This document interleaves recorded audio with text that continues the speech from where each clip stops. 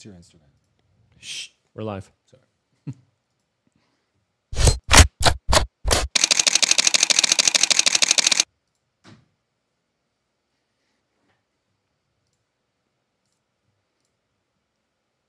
Show y'all why we need to move out of America. Look at this. They're selling lion chops. They're taking exotic animals and cutting them up and putting them in our local grocery stores. Look, I'm in Safeway. They're putting lion meat in the fucking grocery stores. Lion meat. I really hope that was a prank. It probably wasn't. Wait until she finds out about ribeyes. Welcome back, beautiful and amazing human beings. My name's Luke Rudowski here of WeAreChange.org, and we have an amazing show for you here today, as of course there's a lot of news coming in right now, specifically when it comes to the U.S.-Canadian border. Lots of fake news, lots of bull crap out there, disinformation, fear-mongering, you name it. We're going to be going over that, plus a lot more, as it looks like a lot of right-wingers are celebrating today, as internationally things are really looking good for them. So we're going to be talking about that, plus a lot more, with some amazing guests that we have for today's conversation, as of course we are going to be going live for the next 2 hours with you here tonight. So make sure to share this broadcast with your friends and family members, and you guys also get to participate in the conversation. And one of the best ways to do that is to, of course, sign up on LukeUnfiltered.com. When you do, you get access to a special Telegram channel. That Telegram channel, you get to talk to us directly. You get to call in. And the people who already called in are really freaking awesome. Not just because they sustained this independent media organization by becoming a member of LukeUnfiltered.com, which is linked right now in the description below, which you should click right now, but because they ask really cool, inquisitive questions. We don't know what we're going to be asked. We don't know what the questions are going to be. It's unscripted, it's live, it's raw, it's in the moment, and it's going to be happening at 8:30 p.m. on rumble.com/wearechange, where this family-friendly conversation, as best as we can make it, transitions over to Rumble, and then the gloves are off, and then we go deep down the rabbit hole talking about some really crazy stuff with conversations that I honestly haven't seen on any other platform out there other than the one that we have just embarked on this journey on with, of course, Clint Russell of Liberty Lockdown, who has been an amazing co-host. And another way that you guys could also participate is by going to, of course, mysuperchat.com. And then when you go to mysuperchat.com, you guys are able to, of course, send in a super chat. When you do, we, of course, will be reading all of them, interacting with all of you guys. As we also wanted to remind everyone that we just also launched our Black Friday sale for all of our products on wearechange.shop. So check that out.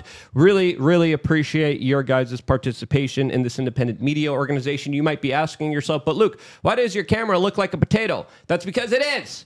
And we had a lot of technical difficulties, literally scrambling, pulling cables out as it looked like my camera was interfering. So we put the potato camera, the Seamus camera out here, and it doesn't look good, but at least you guys could hear me, as of course we had some serious audio issues.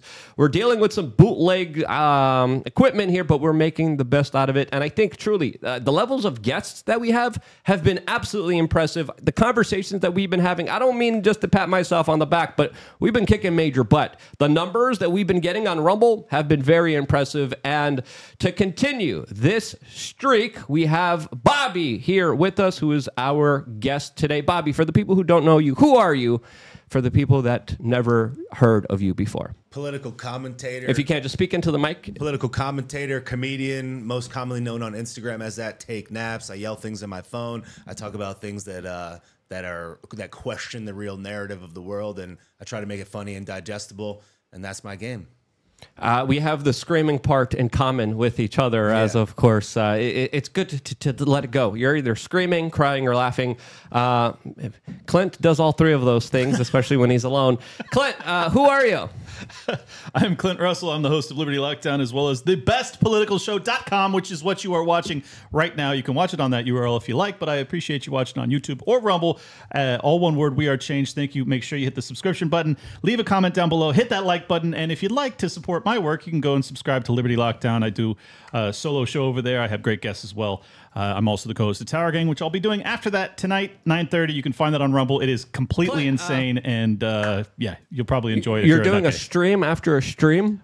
Dude, this is my life now. I stream hours and hours per day. It's insane, but I am loving every minute of it. And our button pusher, as always. Yeah, button pusher. Yeah, Hi. where's the button pusher at? I'm right here. My name is Stephanie. You can find me on Instagram at Steph We Are Change. All right, I got to send a message over to Rumble to let them know that we are live. But before doing that, let's just get into the first story with what a lot of people thought was a major attack on America, and now we're getting a lot of contradictory evidence showing that it probably was an accident, as New York Governor, I can't believe I'm saying this, Kathy Hochul, I can't believe she was a governor. She was selected first, then she was elected. I still don't understand how.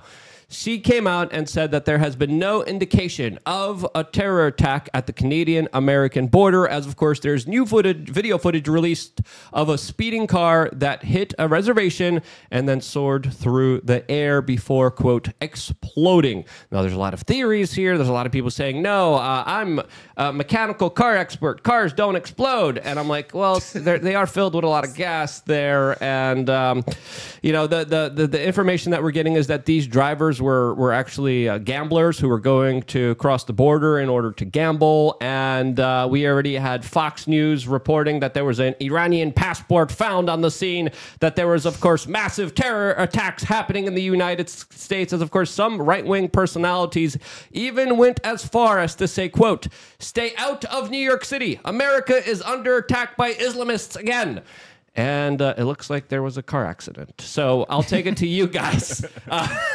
I'll take it to you guys to have your reaction from the news today, because there was a lot of different news stories that got redacted. There's also another story that I personally tweeted out with the eye emojis, with reports of airports being shut down near Buffalo, New York. Again, this teaches you, just because something happens right away doesn't mean you got to have an opinion on it. What are your guys' take? Because me and Clint were arguing before this. I was like, Clint, don't look at any updates. Clint was like, oh, we're under attack. And I'm like, don't look at any updates, Clint. Let's save this for the show here. So what do you guys have to say about this as I message my good friends over at Rumble right now? Before I defend myself, I'll let you go first. Well, I would say first and foremost, I don't trust any narrative that they serve us. I don't trust any piece of information that comes out from any source right away. I'll leave that first off. Second of all, it really pisses me off that people that supposedly purport to tell the truth will come out and definitively say that something is something before they could ever possibly know that it is. They get the clicks from it, they get the views from it, they get the shares from it, they get the monetization from it, and they get the gas, and they have no integrity. So if you're a person that does that, I don't care if I agree with you on 99.9% of things, you have a low integrity. And I hate that people do that, because it makes all of us look stupid. And you may end up being right, but don't act like you know definitively that you're right before it's possible for you to know that. Yeah, with the way the news cycle's going, it could be like a 3D chess kind of really bad terrorist attack. Who knows with the way things are going? Because, you know, a lot of these terrorists, low IQ people who don't get laid, who, of course, aren't really successful. And usually the FBI kind of goats them, especially if they're mentally ill, in order to do a lot of these things. So there's that kind of larger apparatus, as well as state-sponsored events that, of course, should be highly criticized here. But I think just looking at some of the circumstantial evidence, it just looks like a car accident. Well, to defend my original position, you should have seen Clint. Clint came in with a helmet on. He had his camouflage gear. He was like, we're under attack. America's under attack. Luke, thank you so much for teaching me the tactical training. Luke, oh my God, where's your survival food, please? Hold on, I got to move my potato camera. I've disrupted my potato camera. But Clint was like crying. He's like, it's happening. It's true. No. And I'm like, Clint, it's a freaking car accident. He's like, no, it wasn't. None of that is true.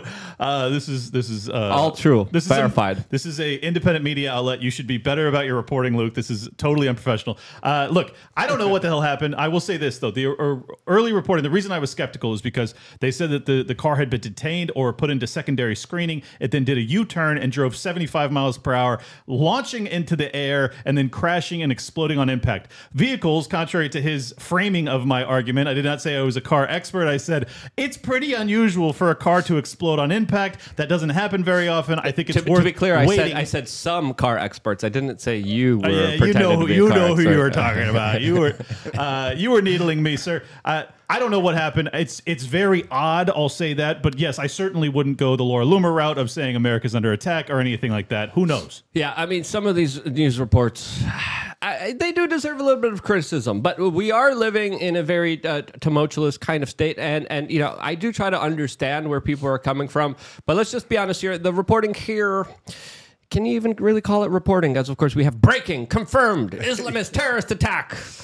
And then talking about how the FBI is suspecting that this was a major terrorist attack and how there's going to be major attacks against people in New York City at the Macy's Thanksgiving Day parade. I think there's a lot of extrapolation here that deserves just a little bit of criticism here.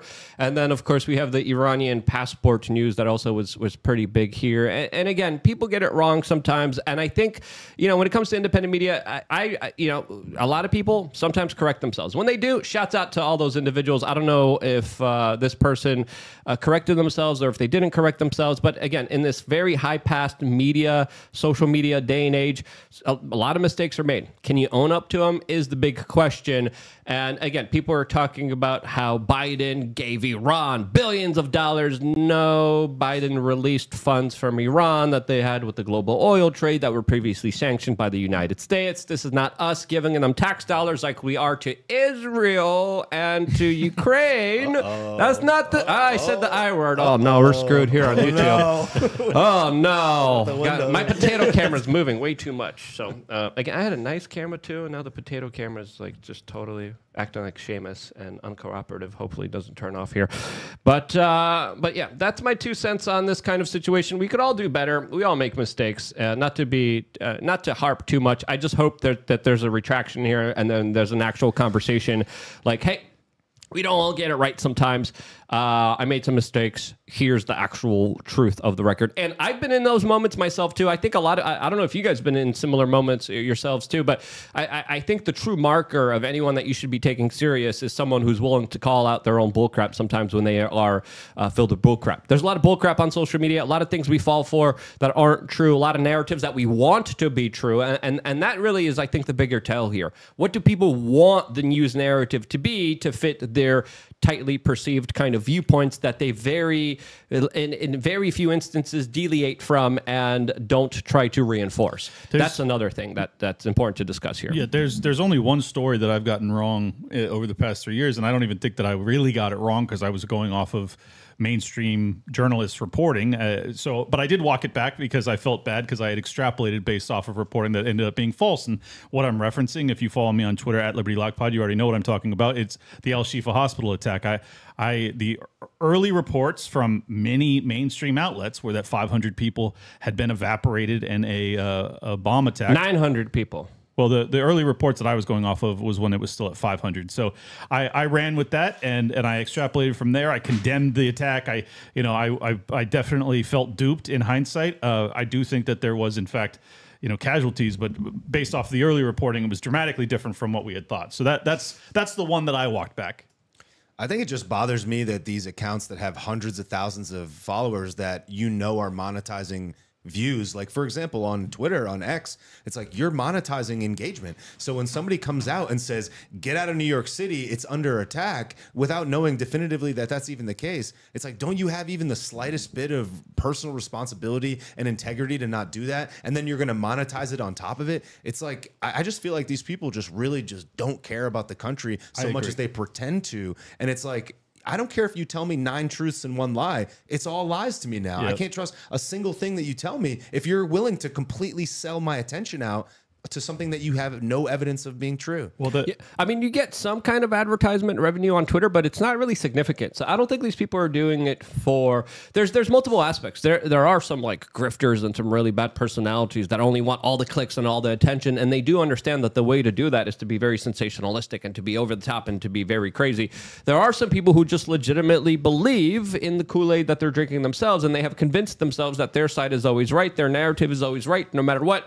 And a lot of those those people face a lot of criticism, which they should. And the internet has an amazing way of bringing people back their own BS that they kind of spewed out to the general public. So that's one thing that's great about the audience, our audience, and the people online and the conversations we're able to have to clear out a lot of this bullcrap, because there is a lot of legitimate fears, especially when it comes to domestic possible terrorism, as of course we had the New York governor issue a warning just 2 days ago that there might be something happening in New York, that there's, quote, increased chatter. I remember hearing this, especially after 9/11. There's always increased chatter. And to me, that was always a plot for the government to kind of fearmonger and control individuals. But now, let's be honest here, especially when it comes to the tensions in the Middle East, especially when it comes to the United States financing radicals inside of the Middle East, specifically Sunni radicals, there is a big potential for some of these domestic terrorist attacks to be real, to be legitimate, and to, of course, be taken seriously. As, of course, now we're dealing with the situation where our American foreign policy is literally creating a factory of radical jihadists and saying, hey, come on in through the southern border. It's wide open, guys. Just walk on in. It's totally gravy. And you got to kind of ask yourself, when is that situation going to blow back, just like it did for the people of Europe after the migrant crisis that was created by the Western world, particularly France and the United States, when they bombed and destroyed Libya and now literally created a human slave market in that country and a failed state that, of course, just led to tremendous human suffering. And then you had the Charlie Hebdo attacks. I mean, yeah, blowback's a real thing. I think the weird position that I'm in now is like, the early reports about it being a terrorist attack, I was highly skeptical, and then they're like, it's not a terrorist attack, and now I'm like, it probably was, because this is how much I don't trust these people. Yeah. It's impossible to actually decipher the truth in real time. I guess that's the lesson that we're all taking away from all of this, particularly the Palestinian Israel war. It's like, you have to cool off. You have to give it 12, even 24, sometimes 36 hours before you have any semblance of a grasp on reality. It's frustrating because the journalists will run with it as if it's fact immediately, but they hold us, the Twitter folks, to the level of account that they're supposed to be held to, and they don't really walk stuff back. Well, the long-term plan is of course to create another migrant crisis from the situation in the Middle East. We saw a lot of Israeli government documents and politicians saying, hey, it's totally okay. We're just going to ship off these Palestinians. We're going to kick them off their land. They're just going to go to Europe. They're just going to go to Canada. They're just going to go to the United States. And if you look at the resettlement of Palestinians, particularly in places like Jordan and Lebanon and Egypt, there's a lot of contentious records with what happened there historically. So what is the West thinking here? Why are we doing this? Why are we engaging in this kind of larger nonsense? To me, I think the United States military-industrial empire, the U.S. kind of empire in itself, needs this to prolong its bullcrap that it's putting on everyone else. They need a national security state. They need an excuse to strip away Americans' rights. And why not create, why not be that problem, the one that you're financing and bankrolling the whole time? Well, and there's been Israeli politicians that came out over the past few days that were saying that there needs to be a plan in place to take in to the tune of tens of thousands of Palestinian refugees, upwards of 2 million in total, which would be the entire population of Gaza, implying that they intend to totally cleanse these people from the land. It's very concerning, and it does seem as if there are at least some aspects, probably within the Likud party, that would like to see that happen.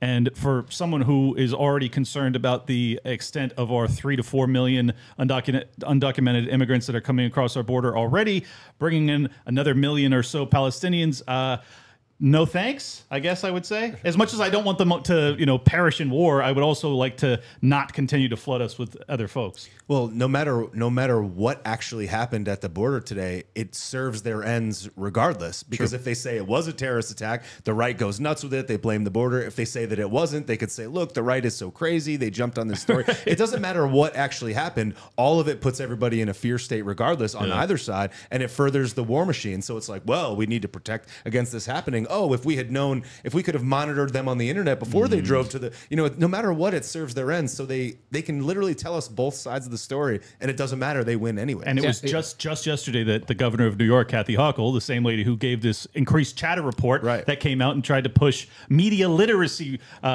basically propaganda for children from K through 12 so that they can educate them on how to read the news online, aka how to trust the government, because that's really what this is all about. And not fall for those pesky conspiracy theorists that essentially have been spoiler alerts or the news headlines 6 months in advance. So, it's indicative that this system will try to milk this cow any way they can. That cow being, of course, 911 that we can't really talk about here on YouTube, but that cow still exists. It's still something that's legitimate, and our American foreign policy drastically changed because of that particular date.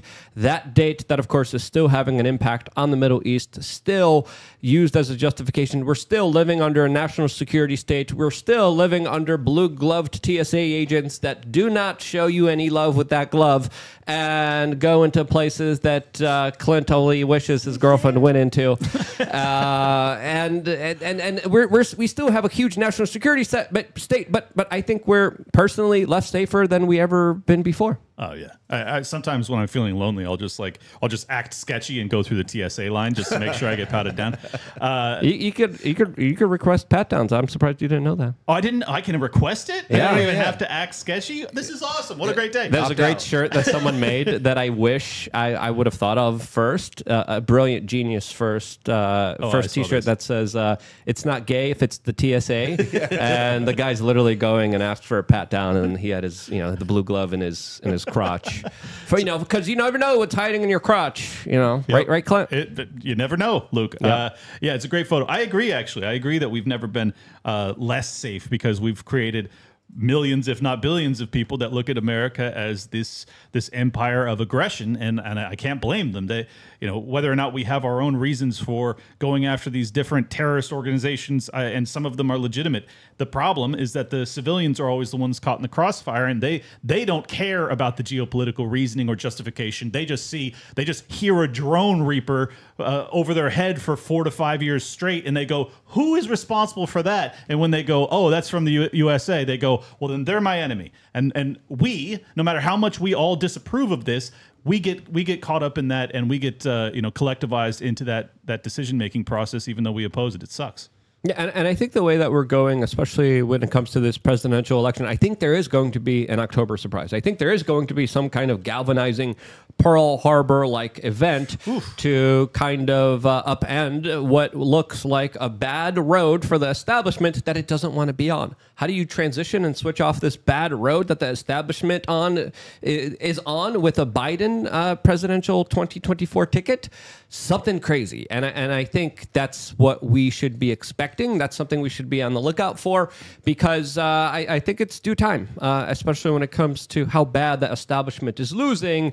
And when you have a cornered animal, they usually lash out in very kind of weird, evil, desperate, and vindictive ways. So I think, we do have to be on the lookout for some craziness, because I think craziness is definitely ahead of us, whether we like it or not. Yeah. I don't know what you guys think on that particular matter, but this is my speculating hat on now, saying, yeah, there's going to be some crazy stuff ahead of us. Well, I'll just add real quick that I think that even if it weren't about electoral politics or about it being an election year, the truth is that our Treasury is in a lot of trouble, and the fact that they've had to hike interest rates, you're going to have trillions of dollars worth of interest payments that are necessary with interest rates set at this level that will ultimately end up creating an exponential growth curve on our debt, which will ultimately drive us into a depression or a default nationally. So they need a distraction. I think that the fact that people follow the laser pointer like a cat so clearly means that they can really control what's going on. It's like,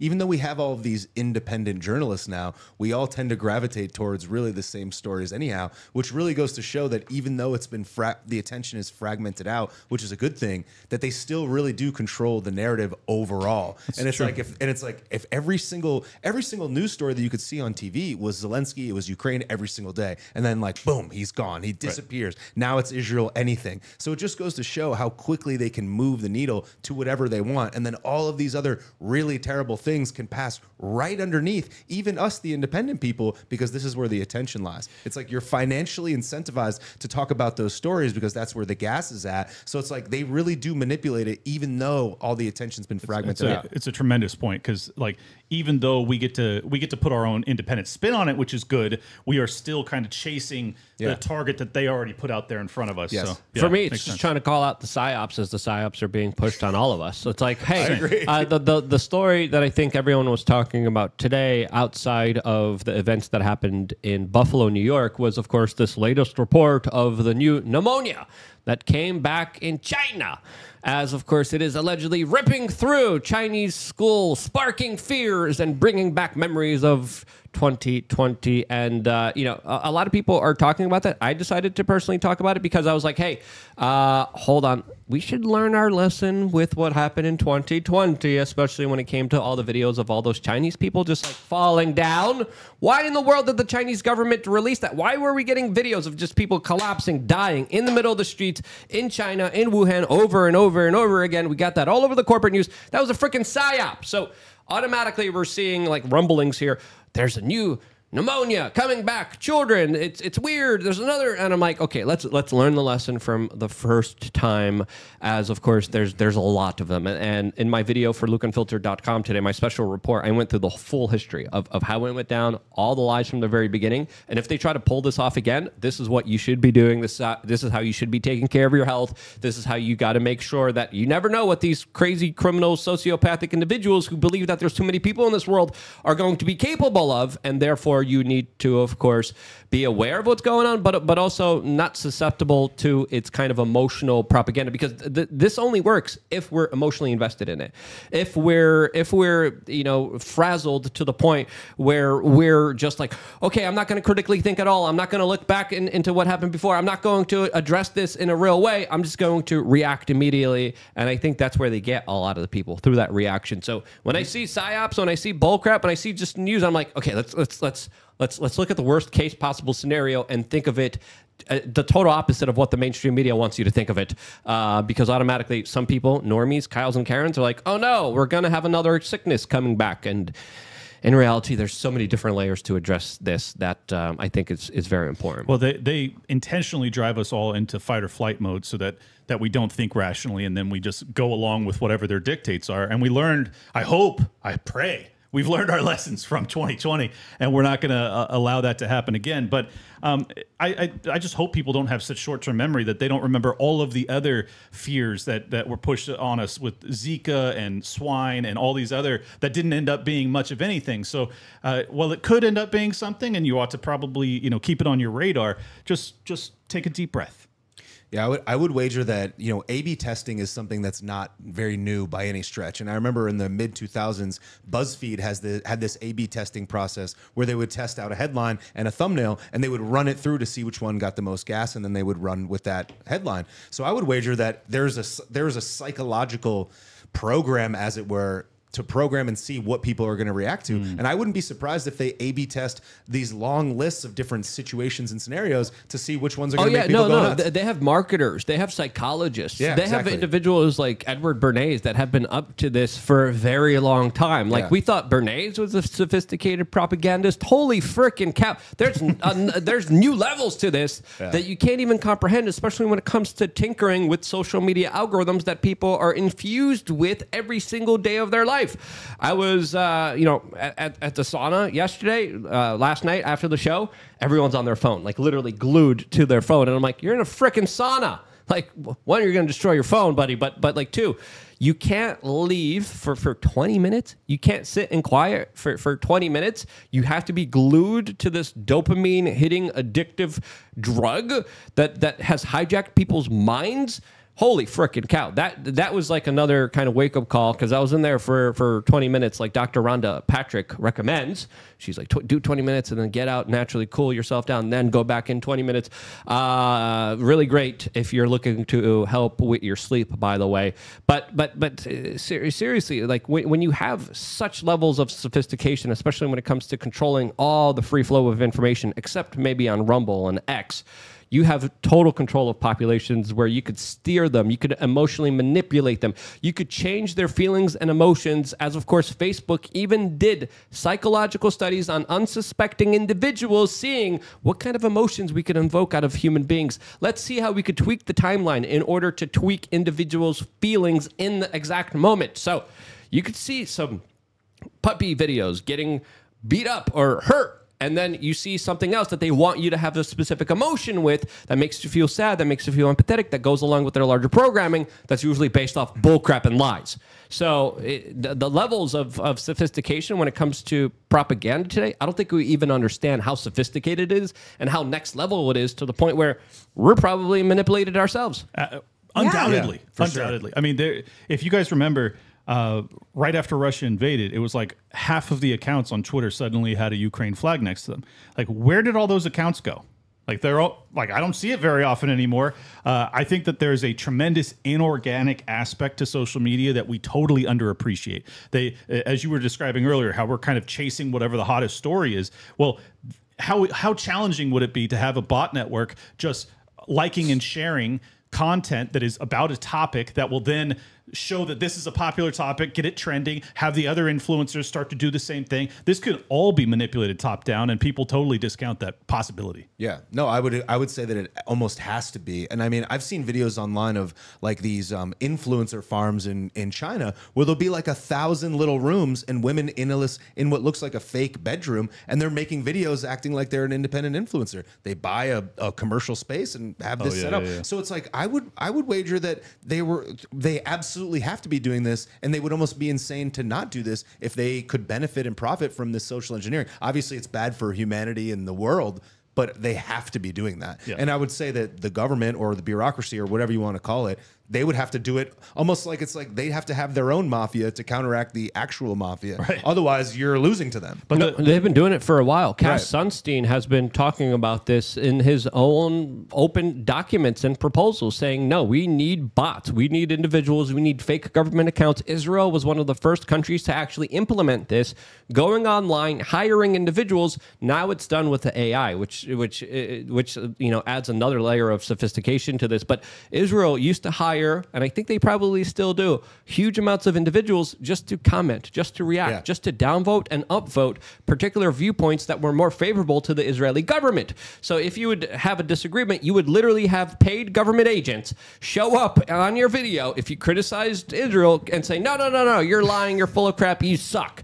And that's what the Pentagon does, and that's pretty much what almost every government does. But the first I heard about it was, of course, through Israel. I got hit with a bunch of like what's called review bombing on Apple Podcasts for my show, as well as in the comment section when I just went through like the 100-year history of Palestine, Israel, and I didn't even come out like firmly on the side of the Palestinians or anything. I just kind of gave an even-handed, my opinion of it, and that was enough to kind of trigger whatever bot network was involved with that. So this is very pervasive, and what's very frustrating to me is that the American government, which is undoubtedly top 2 or 3 in the world at this game, will constantly point the finger at Russia or Iran and say, this bot network from Russia, manipulating our elections, blah, blah, blah. It's like, whatever you're saying about them, I guarantee it's 10 to 100x domestically. Yeah, there was even mainline scientific studies specifically detailing how social media algorithms could swing elections. Facebook could swing elections. Google could swing elections. And guess what? They are definitely fortifying them. That's safe to say here on YouTube, as of course we're going to let loose finally on Rumble, but we're still here on one of the platforms that likes to what was the word, solidify or fortify. Yeah, they're fortifying the elections for the party that they really like. I had a confrontation with Eric Schmidt when he was still head of Alphabet. And I went after him. I was like, hey, you're kind of aligning yourself with Hillary Clinton. You kind of created the term fake news before it was even brought out into the mainline conversation and discourse. You kind of weaponized it as a way to go after the larger kind of Republican, some people say renaissance in 2016. He literally freaked out and started cursing on my YouTube video. And I'm like, hey, buddy, you shouldn't be cursing on my YouTube video. You're going to get it demonetized. And then he even laughed at that one, as of course we got him when when he was at the Bilderberg meeting, which wasn't very convenient for him to be questioned at, as of course there's all this top secrecy when it comes to that particular meeting. But this brings me to the next topic of discussion, and that is, of course, the elections that recently have been happening and clearly showing right-wingers as winners here, as of course in Argentina. We had a libertarian anarchist become the president of that country. In the Netherlands today, a right-wing populist party won the most seats in the Dutch general election. There's even favorable poll numbers for Le Pen in France. There's even favorable numbers looking for the right wing in Germany, if they even still exist, if they haven't been, of course, put away in some government indoctrination camps, which those actually do exist even in Germany. But is there a kind of pushback against this establishment nonsense, and will the right wing save us? As of course, this is what everyone is going to and voting towards, and voting in a very successful way, even though that there's a lot of fortification going on with social media. I think there's clearly a pushback, kind of a populist revolt that's happening from the right wing. My concern, by the way, I need to mention this because I discussed the same list that you're describing right now on Liberty Lockdown yesterday, and I actually had a Dutch viewer of mine that wrote me saying, hey, that right-wing party in the Netherlands, they're like actually Nazis, so make sure you don't frame You can't say the N-word on YouTube, Clint. Oh, okay. Dun, dun, dun, dun. You say bad Germans in Germany in 1930. They're bad. All right, you got to follow the YouTube rules I'm here, saying okay? it negatively. Is that not allowed? No, it's not allowed. All right, no, all right. Clint. All I'm right. gonna get a taser. Don't. I'm gonna have it right here. I'm gonna get a Don't cattle tase me, prod. bro. Don't And then tase me, we're gonna bro. recreate the don't tase me, bro. Rumble. We can do what we want on Rumble, but YouTube well, again. I thought if I was saying it negatively, my bad. No, All no, they don't so care. The extreme right party in the Netherlands, he was saying, don't paint that as a victory necessarily. Now that's it's one person's opinion. I don't even know that to be factually accurate, but I just wanted to say there is one big problem with this suppression of right-wing dissent, particularly when it comes to the censorship apparatus, when it comes to the election reinforcements and blah, blah, blah, is that it's really radicalizing some people on the right that are driving them into, you know, kind of the caricature that they've been portrayed as for the longest time, which has been false. And I think it is pushing some of the more youthful, rebellious people in the right into a more radical version of that is actually runs afoul of my belief system. So I'm nervous about that trend. I think that they may have overplayed their hand a little bit because they're moving a little bit too fast. Like if the frog in boiling water analogy makes sense to everybody, you can't just heat it up really quickly. I mean, at least in the Netherlands and overseas, it's like literally a life and death situation. They're like, you can't farm, and then they make it happen right away. The U.S., to its credit or discredit, is probably a little bit more strategic and uses these as lessons for how to slowly drip us down the primrose path to hell, basically. So I think that they may have just moved a little bit too quickly, and we're going to use that as a lesson. Well, and we got a really quick super chat from Scroats McGoats. Great account, great username. I've seen you before. You're awesome. Saying NAFO bots are conflicted on what accounts to attack now. Yes, the political kind of lines have been blurred, especially with the latest situation that's been kind of unfolding in the Middle East, as of course the left-wing establishment is attacking each other, the right-wing establishment is attacking each other. Tucker Carlson just did another jab against Ben Shapiro, which I thought was very fascinating and interesting, and essentially made the same point that I made a few days ago, saying that his emotions do really care about his facts. So I think that's a fair assessment to make here. But Bobby, just specifically asking you, I don't know if you could talk about this, but you've done some kind of on the ground work for political campaigns. You hit the ground. What are you seeing when you're talking to local constituents? What are their kind of issues of concern? How do you see this kind of going? Because people are saying, hey, this Democratic Party establishment is more unpopular than ever, and we need just anything right now, just not this. Is that the sentiment that you're seeing out there? Yeah, I think that they distrusted the system all along. They distrusted it from the beginning, but now it's just getting so egregious and so annoying that they feel like there's no other option. The sad part about it is that they feel like there's no really turning back from it. They're like, yep, it sucks. Yep, it's terrible. And what they've been doing, at least what I've seen, is they move to a more rural area, or they move away from the place that they want to be to a place that's more free. The unfortunate part is that it's going to ultimately end up coming to them eventually. And I think that because of, I think probably for the wrong reasons, suggesting that no election matters anywhere and every election is rigged makes these people that actually could make some difference or could make a stink about it choose not to participate at all. And then in private, not even prying, they'll tell you it's so bad, it's so terrible, but what can I do? And it's like, if you get them to distrust every election ever, talk about the ultimate psyop. Now they don't even vote. Now they don't participate. Now they don't believe that anything can turn it around. And they're like, I'm just going to sit at home and try to live my life as best I can. And when they do fortify the elections, it's important to note here that it's usually very small margins, and they can't fortify them if the margins are big. In Argentina, the margins were big. There was no room for manipulation.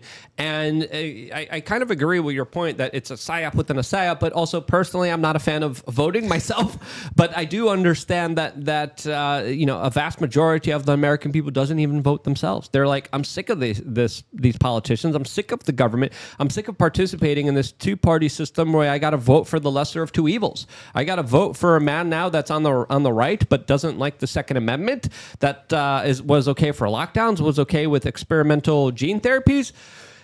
People are like, wait, I don't. But other people are saying, hey, it's a lot better than what we have now, and at least there might be a redemption arc, which would be pretty glorious to see, and a lot more entertaining than more of this Biden economics and Build Back Better globalist policies that, of course, are absolutely wreaking havoc on the American middle class. And at least with that other guy, there was a kind of semblance. Even though fiscally the picture was a lot different than people see it now, there was still a semblance of, I care about you, I care about the blue-collar American worker, I'm going to implement some policies that actually did help people, even though those tax credits did expire and we no longer have them anymore. But this is the thing that we talked about yesterday, especially when it comes to libertarians and anarchists being hypercritical. Right. I think we should be hypercritical, but also I think we need to be at a point where it's like, okay, we can play along a little bit here, because if we don't, the situation is going to be that much worse. How do you guys manage this kind of thinking? Because that's what I'm personally experiencing right now as like, holy freaking cow, it's bad now. It's only going to get worse on the other guy. The other guy's really not good either, but do we really have a choice here? Yeah, it's a very tough dynamic to be in. It feels like a trap, but you kind of have to. I even hate to say the phrase because it's so against my principles, but the lesser of two evils. And it's like, well, if it's Trump or Gavin Newsom, like, my God, what kind of a choice is that? No. The question, the poll that I asked, I'm going to ask again here, and this is the least voted poll ever. If you had to choose between Nikki Haley and Joe Biden, who would you vote for as president of the United States? Goodness. Because there's a big chance, there's a big likelihood that's going to be on the ballot. Okay. You see the way that the media is trying to be behind Nikki Haley. You see Wall Street. They stopped financing DeSantis. They're now going straight into Nikki Haley. You see the way that everyone's like, strong women need to be in politics. You see Hillary Clinton 2.0. You see the writing on the wall with the corporate media support of her. It could very much be Nikki Haley versus Joe Biden. Who would you vote for? I'm putting that poll in the chat right now on YouTube. Oh. I'd start looking for foreign real estate if that was the choice. I mean, Argentina really looks nice right now. So does El Salvador. Sorry, go ahead. I was just gonna say, I've been trying to really look down to the granular level of all the things that are going on in the world. And it's like, there's this quote where it's like, weak men blame others, strong men blame themselves. So I've been thinking a lot about this lately. What is the real solution to all this? I think that it's actually personal responsibility. So do I know who my local judge is? Do I know who my local elected officials are? I don't even know. And I would consider myself to be hyper advanced in politics more than probably 99% of people that I meet. So if I don't participate in that and I don't know about that and I'm not looking at literally what's happening in my own neighborhood, then I am part of the problem. So when I look at these massive problems that exist around the world, I keep wondering, am I actually doing the most myself? So I'm out here to try to encourage people to participate in local elections, to volunteer for school boards, and to not just say the system is screwed up, so I'm going to not participate, because I think that that's ultimately how we got in this mess. And I think that even though it's the lesser of two evils, Rome wasn't built in a day. It's like you chip away at it one day at a time. It's like, just if you want to get healthier, you don't have to never eat a slice of pizza again. Just eat a little bit less pizza this month than you did the previous month, and then keep moving forward in that direction. So I would encourage people to actually believe that voting does actually make sense. And what's even more powerful than voting, I think, is your voice day to day, every day, and then your actions that people see. And what we encourage, even if it only influences 100 people or 1,000 people or maybe 1 million people, which I think it really does, these types of small comments like, I don't want to vote or I don't think voting matters, I think it actually ripples through and causes a lot of these problems that we aren't even realizing. Let me add a caveat to the voting doesn't matter thesis. I think at the federal level, to a certain extent, particularly given what state or county you live in, it may not matter because you may be totally outmanned. I was Californian, total despair. You never had any faith that you were ever going to get anyone into power that would actually reflect your values. However, at the local level, this is actually a very, very wealthy leftist billionaire that I'm not allowed to say the name of on this program. He has realized exactly You're learning exactly what he's describing. I would get the taser, but YouTube would actually downrank this video if I would taser you on YouTube. Well, good. Rumble, we could do it. I'm bringing out the taser on Rumble. No, sorry, go ahead.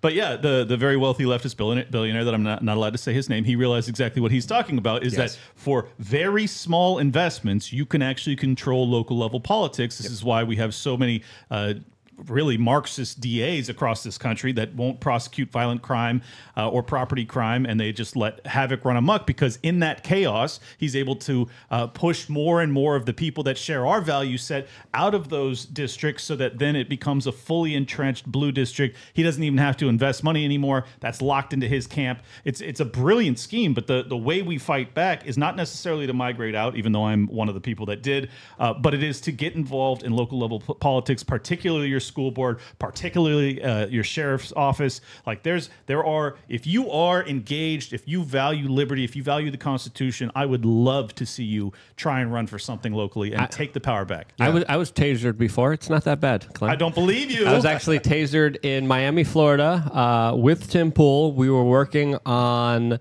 a docuseries for I think Univision Disney, where we tested out all the less lethal munitions on each other.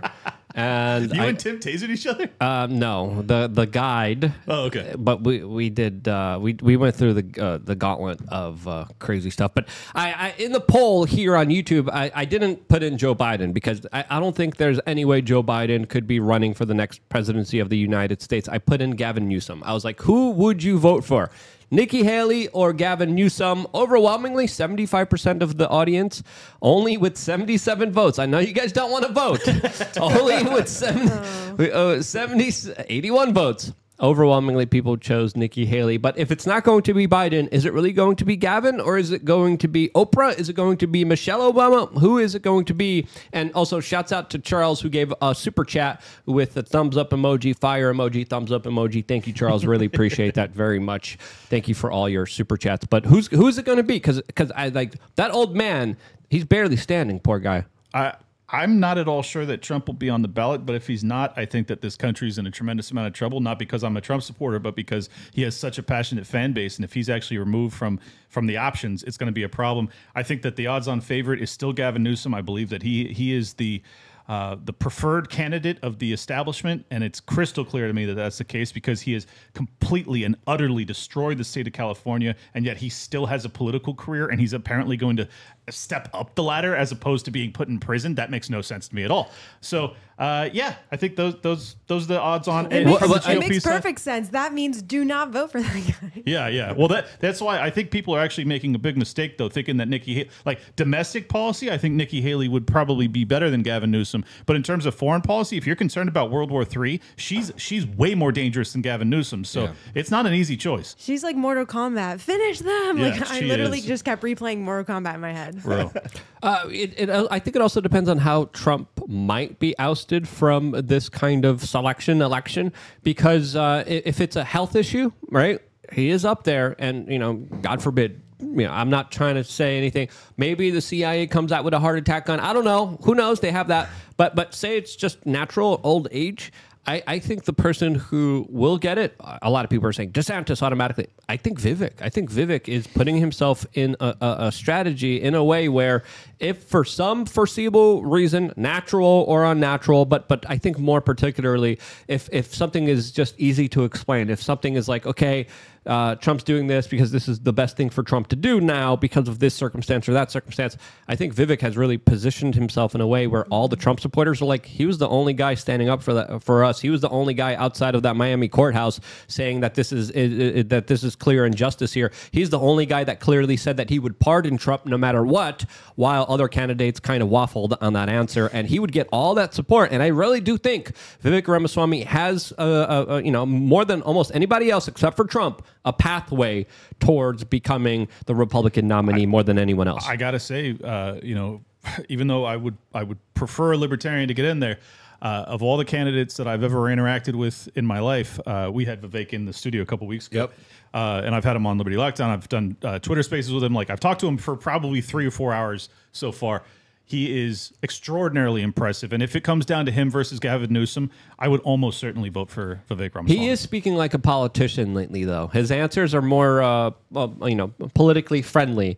He used to talk more kind of off the cuff and kind of just go off. Now he's kind of like thinking, okay, how do I say this in a way that's going to be good? So the media's on the attack, but at least he's able to come here and take some really crazy questions that he would never take anywhere else. But Bobby, what are you seeing in this kind of election? How are you seeing it? Because this is how we see it. How do you see it from your perspective, from everything that you're reading and seeing? Well, as far as Vivek is concerned, I think that we are a byproduct of what we look at. And I think that when you look at the internet, it's easy to suggest like Vivek has all this gas right now. He's doing certainly better at the online game than I would say than anybody is, other than I guess you could say Trump. But the thing that I think that we tend to forget, especially us that are immersed in the digital world, is the on the street like boomer class, like your parents type class, those types of people. And as much as I hate to admit it, I really don't think that they are willing to trust a guy that's 36. It really isn't even about him or what he says or his policies. And it's kind of like back to when you were a kid, when people would say, "Oh, we don't talk about politics," or I just like that guy, I want to have a beer with him. I really think that a lot of those people, which makes up a majority of the voting base, I don't know that they would vote for any person that was 36 years old. And I don't know that they really value all of the things that he's saying online because they're not seeing it. I definitely agree with that. And I feel like also he is doing something new. If we look at Vivek energetically and like how he's presenting himself, his audience is the younger generation. What he is doing is he's using like the whole podcast. He's coming to all the podcasts. He's answering the questions. He's presenting himself to the younger generation to get those votes. I think that a lot of the older generation, he's not actually trying to connect with them so much. Yeah. Well, I mean, he still does legacy media and he's very contentious. He kind of approaches them the same way Trump does. I think he's gone to Trump's media school of how to school them. But he has totally revolutionized the presidential campaign, particularly from the GOP side, which, as you're correct, they're very stodgy. They used to just stick to Fox News, and some of them wouldn't even go on CNN. They wouldn't even talk to the opposition to try and reach out to the youth movement. Most of them don't engage with social media, and certainly not the podcast. He and RFK Jr. and RFK has actually withdrawn from this because I think he was getting challenging questions that he was afraid to answer. Vivek has never withdrawn. He has faced the fire every day that he has been on the campaign trail. It's been extraordinarily impressive. All that being said, I don't like his foreign policy, and he scares the hell out of me in that way. But I love everything else about the guy. Well, think about like the retail politics, like the non-sexy stuff. And it's like, look, you could say whatever you want about DeSantis, but DeSantis I think has terrible marketing. But he is on the ground, at least from what I can see, doing the non-sexy stuff to those boomer and older voters. Yeah, he's in Iowa. He's in New Hampshire. Vivek's spending a lot of time in New Hampshire now as well. Those people matter a lot more than people think, especially when it comes to Super Tuesday. That's going to be coming up on a date where Donald Trump's trial is going to be publicized to the public. Of course. So that's not going. I mean, that's going to be wild. Sorry, I cut you off. No, I'm just saying it's like if you were to combine what Vivek is doing with what DeSantis at least appears to be doing, but of course he's not giving us the people that could in theory promote him and encourage people to pay attention to him. He's not giving us that media that we can share. It's like, I think if you were to combine those two things, you have a diabolical campaign. I think that was a lot of the things that were strong about Trump in 2016. It's like he was saying the things that nobody was hearing. He was saying the truth the vast majority of the time. He was at the pulse, and he was doing doing these real life in-person events that got everybody out energized and excited. And it's like, I think if you take Vivek's game, it's probably missing that in-person piece. And if you take DeSantis's game, it's missing that digital piece. And I think that that's why all of them only have a slice right now. I think that RFK, or excuse me, not RFK, DeSantis, I think he's done for. Honestly, I do. I think that his charisma is so, and I moved here because of his governorship, so I'm not like hating on the guy. I'm just saying, charismatically speaking, like he is so awkward. He's got this one freeze frame in every debate that is just like android-like. You're like, is this even a human being? Like, it's so strange. Vivek, phenomenally charismatic. His issue is that he's too smooth. You're like, this guy can't be real. He's too smooth. What's up? So he puts off this weird vibe because you're like, you're too good at speaking, and I don't trust that. Whereas Trump has this authenticity. However, Trump has really lost the pulse, man, because he's been off Twitter for years. Yeah. He doesn't really pay attention to what his base wants. When they like, he'll get booed at campaign stops that would have used to be just raucous applause every word that came out of his mouth. So he really isn't in touch with his base the way he used to be. He kind of acts like he's too cool for school in a way. Like he's doing his own event, so we don't even get to see him on the stage with everybody else. And I think that that's doing him a disservice. Yeah. And not engaging on Twitter, I think, is a catastrophic mistake.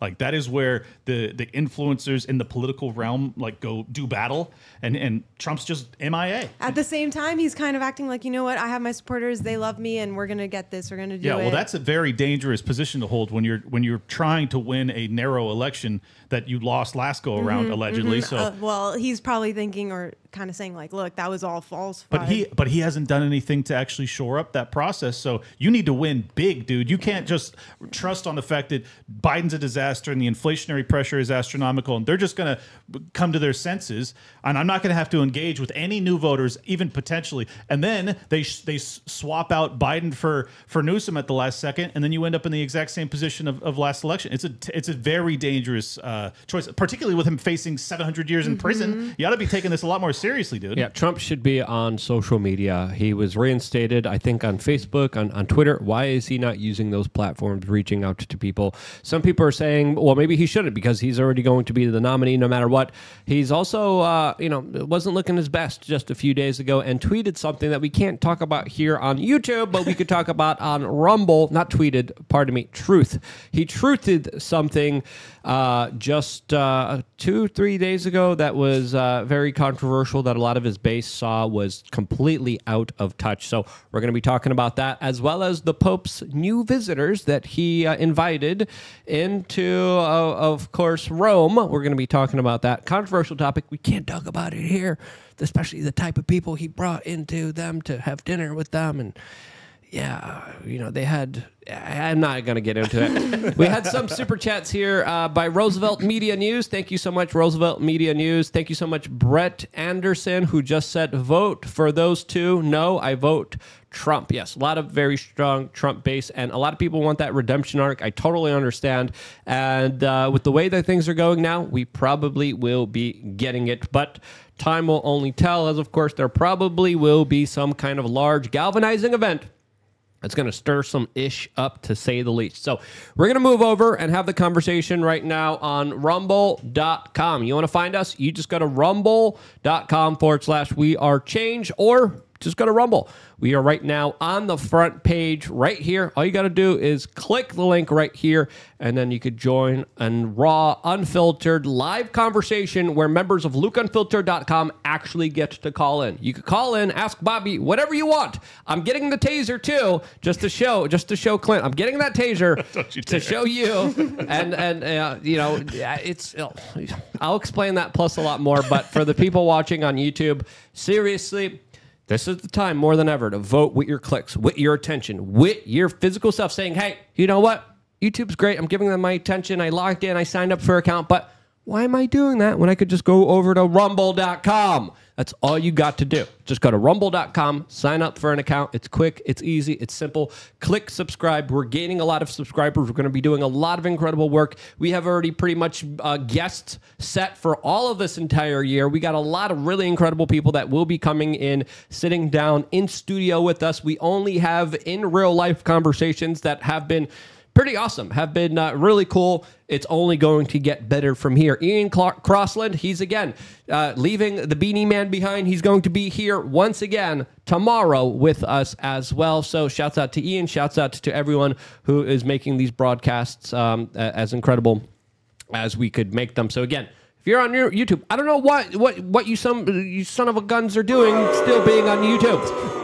Get off YouTube. Go to Rumble right now. Really quickly, where can people find you guys before we head over there? You can go to followbobby.com or take naps on Instagram.